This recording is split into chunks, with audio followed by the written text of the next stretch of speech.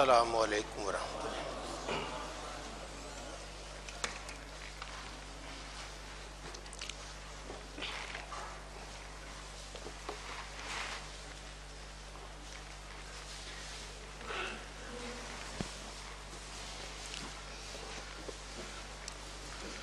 بسم اللہ الرحمن الرحیم۔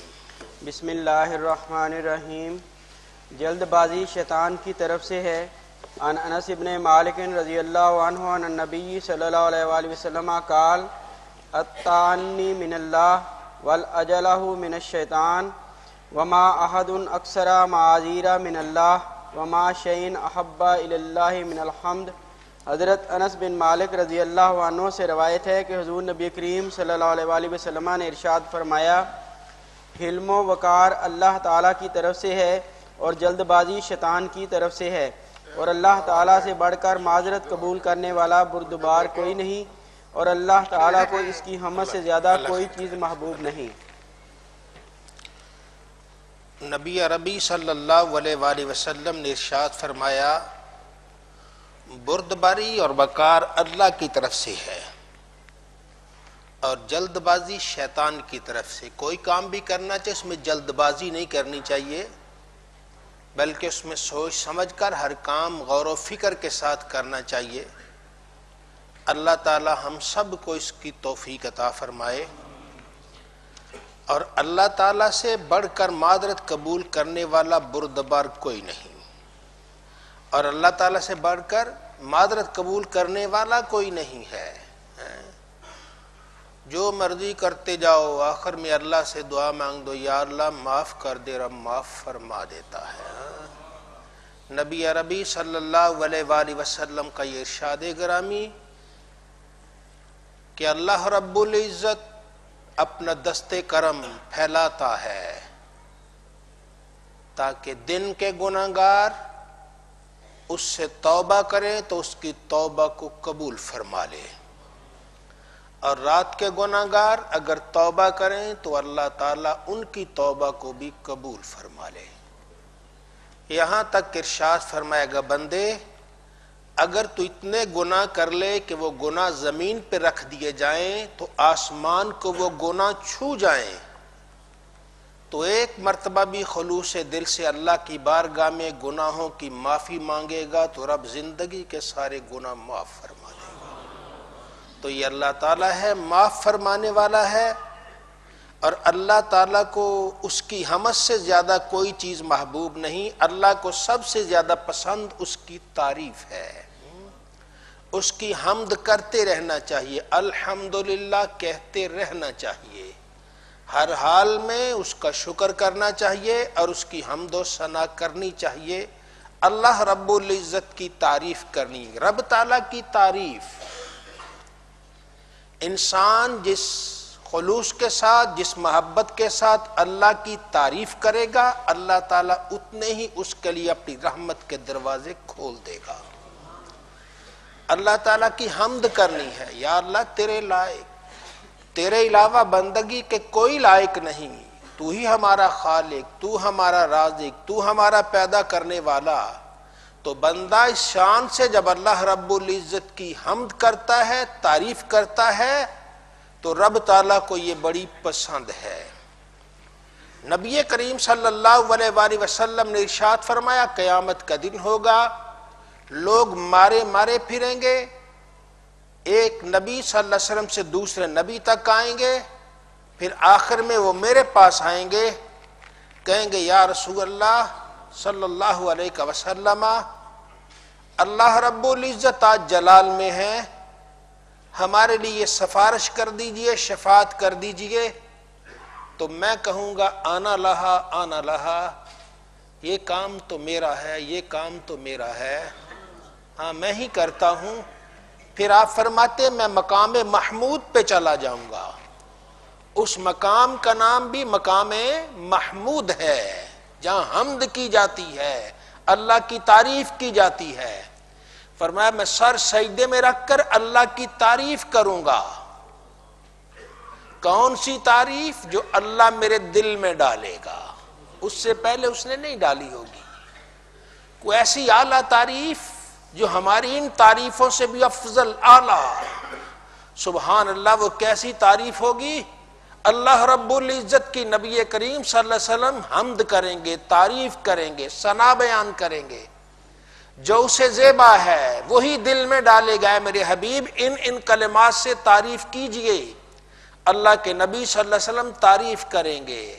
ہاں، جب تعریف کریں گے رب تعالیٰ کی رحمت جوش میں آ جائے گی. اللہ کی طرف سے ارشاد آئے گا، یا محمد ارفع راسک. اے وہ ذات جس کی بار بار تعریف کی جا رہی ہے، اپنا سر اٹھائیے. سل توتا، مانگیے، جو مانگیں گے آپ کو دیا جائے گا. وشفا تشفا، جس کی سفارش کریں اس سفارش کو قبول کیا جائے گا. اب مانگیے تو صحیح، بولیے، سر اٹھائیے، مانگیے صحیح. جو مانگتے ہیں، جو سفارش کرتے ہیں، قبول کی جائے گی. تو نبی کریم صلی اللہ علیہ وسلم کا ایک ہی جملہ ہوگا، یا اللہ میری ساری امت کو معاف کر دے، میری ساری امت کو. فرمایا فَيُحَدُّ لَهُ حَدًّا، میرے لیے ایک حد مقرر کرنی، اتنے لے جاؤ، اتنے لے جاؤ. میں پھر اللہ رب العزت کی بارگاہ میں سر بسوں. لمبا سجدہ ہوگا. کتنا لمبا ہوگا؟ لمبا ہوگا. یہ کوئی چھوٹا سجدہ نہیں ہوگا، لمبا سجدہ ہوگا. آج سجدہ کر کے دیکھ لیجئے. ہم سبحان ربی اللہ اللہ، سبحان ربی اللہ اللہ، سبحان 3 مرتبہ کہتے ہیں. 7 مرتبہ کہیں تو ہمیں تھوڑا تھوڑا سر کو ہوتا ہے یار کیا ہے، تو اگر زیادہ کہنا پڑ جائے تو سر درد کرتا ہے. لیکن اس دن ہماری خاطر اللہ کے پیارے نبی صلی اللہ علیہ وسلم لمبا سجدہ کریں گے. کتنا لمبا؟ جو اللہ کو منظور ہوگا، وہ لمبا سجدہ ہوگا. پھر اللہ رب العزت ارشاد فرمائیں گے، یا محمد ارفع راسک. اے وہ ذات جس کی بار بار تعریف کی جاتی ہے، زمین والے بھی تعریف کرتے رہے، آسمان والے بھی تعریف کرتے رہے، مخلوق بھی جن کی تعریف کرتی رہی، اور مخلوق کا خالق بھی تعریف فرماتا رہا. اپنا سر اٹھائیے، ارفع راسک، سر اٹھائیے، سل مانگیے، توتا دے دیا جائے گا. وشفا، سفارش کیجئے تو شفا، آپ کی سفارش قبول کی جائے گی. ایک ہی صدا ہوگی، یا اللہ میری امت کو معاف کر دے، ساری امت کو معاف کر دے. فرمایا پھر میرے لیے ایک حد مانگیے، اتنے لے جاؤ. پہلے اتنے لے جاؤ، پھر اتنے لے جاؤ، اور تیسری مرتبہ پھر آپ سجدے میں چلے جائیں گے. لمبا سجدہ ہوگا. اللہ پھر دل میں تعریفیں ڈالے گا. ان لفظوں سے میری تعریف کیجئے، ان کلمات سے تعریف کیجئے. اللہ کے نبی صلی اللہ علیہ وسلم اللہ کی تعریف کریں گے. وہ مقام محمود ہوگا، اس میں کسی اور کوئی جانے کی اجازت نہیں. اللہ کے پیارے نبی صلی اللہ علیہ وسلم اللہ کی تعریف کریں گے. رب کو اپنی تعریف بڑی پسند ہے. پھر ندا آئے گی، یا محمد ارفع راسک. اے میرے حبیب اپنے سر کو اٹھائیے، سل مانگیے، توتا آپ کو دے دیا جائے گا. وشفا تشفا، سفارش کیجیے، آپ کی سفارش قبول کی جائے گی. ایک ہی صدا ہے، یا اللہ معاف کر دے، سب کو معاف کر دے. ایک میں ہے 3 مرتبہ، اور ایک میں ہے میں مسلسل کرتا جاؤں گا. کتنی مرتبہ اللہ ہی بہتر جانتا ہے. آخر میں وہ مجھے کہا جائے گا، لے جاؤ، جس کا جی چاہتا ہے لے جاؤ. پھر آئے گا کہ وہ مجھے فہرست دے دی جائے گی، دستاویز فہرست دے دی جائے گی، یہ بھی چیک کر لو، جہنم میں تو نہیں کوئی گیا، اگر کوئی گیا ہے تو اسے بھی لے جاؤ. کہتے ہیں وہ سما کیسا ذی شان ہوگا جب خدا مصطفیٰ سے کہے گا، اب تو سجدے سے سر کو اٹھا لو، آپ کی ساری امت بری ہے. تو یہ حمد الہی، اللہ کی تعریف اس دن بھی ہوگی. آئیے آج بھی اللہ کی تعریف کرے. سبحان ربی اللہ لا، سبحان ربی اللہ لا، سبحان ربی اللہ لا. اللہ کی تعریف کرتے ہیں، الحمدللہ الحمدللہ الحمدللہ، یہ اللہ رب الجلال کی تعریف ہے، تو اللہ کو اپنی تعریف بڑی پسند ہے۔ تو آئیے اللہ کی حمد کرتے ہیں، اللہ تعالیٰ کی تعریف کرتے ہیں۔ حمد الہی کرنے والا محروم نہیں رہتا، اس کی جھولی بھری کی بھری رہتی ہے۔ چلیں جی۔ اکیلے سفر کرنا شیطانی عمل ہے۔ عن عمر ابن شعیب عن ابیہ عن جدہ رضی اللہ عنہ قال قال رسول اللہ صلی اللہ علیہ وآلہ وسلم الراکب شیطان والراکبان شیطانان والثلاثۃ رکب۔ حضرت عمر بن شعیب اپنے باپ سے اور اپنے دادا رضی اللہ عنہ سے روایت کرتے ہیں کہ حضور رسول اللہ صلی اللہ علیہ وآلہ وسلم نے ارشاد فرمایا، ایک سوار ایک شیطان ہے، دو سوار دو شیطان ہیں، اور تین سوار ہوں تو وہ قافلہ ہے۔ ایک سوار سواری کرنی ہے، جانا ہے تو اکیلے نہیں جانا، کسی کو ساتھ لے کے، کہیں سفر پہ جانا ہے اکیلے نہیں جانا، کسی کو ساتھ لے کے جانا ہے۔ دو بھی ہوں گے تو پھر بھی نہیں، ابھی بھی نہیں، دو بھی نہیں، زیادہ جاؤ، تین جاؤ۔ یہ کس سفر میں؟ جس سفر میں آپ کے ساتھ اور کوئی نہیں ہے۔ آپ یہاں سے لاہور جاتے ہیں تو آپ کے ساتھ تو پوری بس سوار ہے، بس پہ جا رہے ہیں نا، پوری بس 50 آدمی آپ کے ساتھ ہیں۔ اور اگر گاڑی پہ بھی جا رہے ہیں اکیلے نہیں ہیں، پوری سڑک آباد ہے، لوگ آ جا رہے ہیں، یہ بھی اکیلا نہیں ہے۔ اکیلا ہے آپ کسی ایسی جگہ پہ جا رہے ہیں جگہ آنے جانے والا ہی کوئی نہیں ہے، جہاں آنے جانے والا ہی کوئی نہیں ہے، دو ہوں پھر بھی آنے جانے والا وہاں کوئی نہیں ہے، تو اس جگہ پہ انسان جائے کو مار ہی دے، اسے پتہ ہی نہ چلے پیچھے کون ہے کون نہیں، اسے کوئی تکلیف آ جائے وہ آواز دے، کوئی آواز سننے والا ہی کوئی نہ ہو، تو ایسی صورت میں یہ تنہا سفر اس دور میں اس کو منع کر دیا گیا۔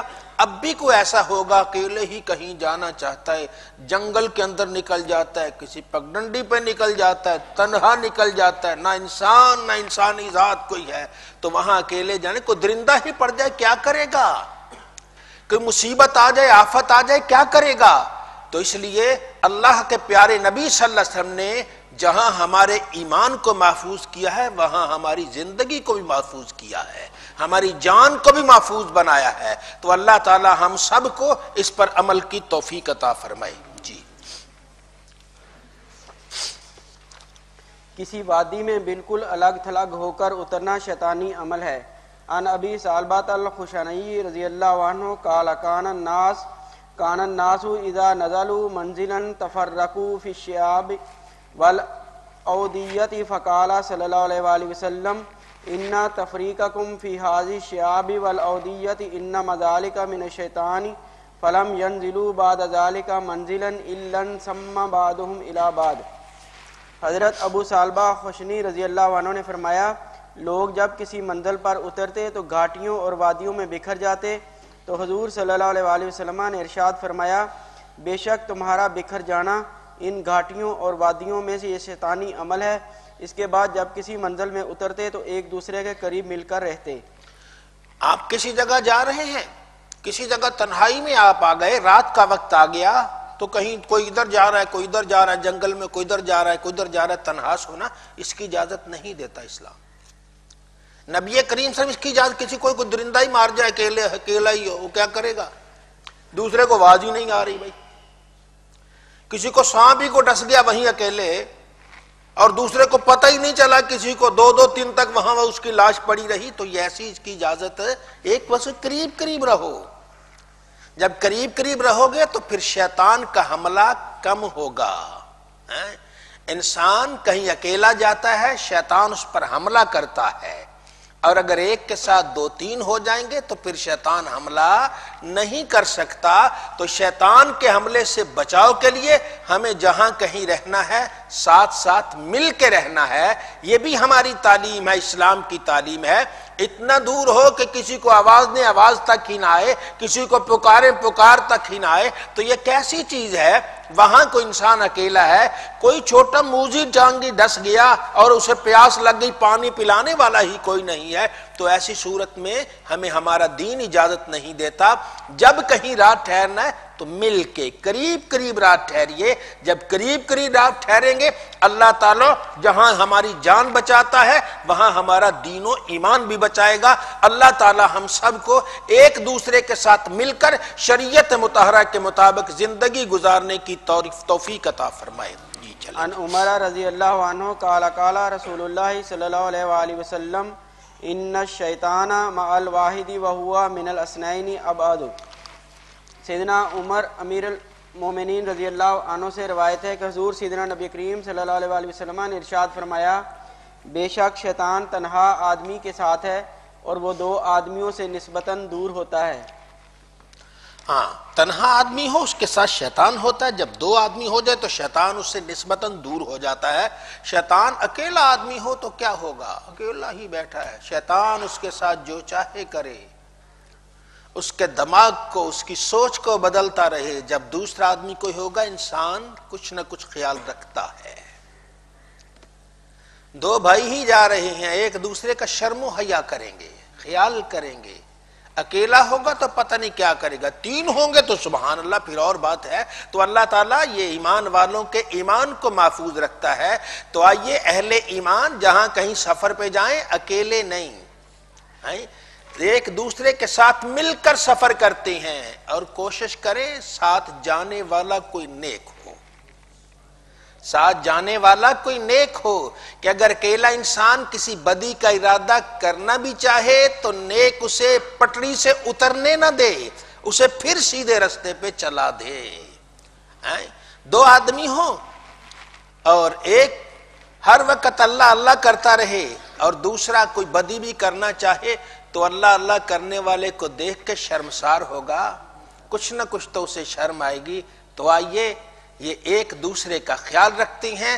تنہائی بہرحال شیطان کے لیے ترنوالا بن جاتی ہے. تو آئیے ہمارا دین ہمارا اسلام کہتا ہے جب بھی کہیں ہو اکیلے سفر نہیں، ساتھ کسی کو لے کر چلتے. وہ مشہور ہے ایک بات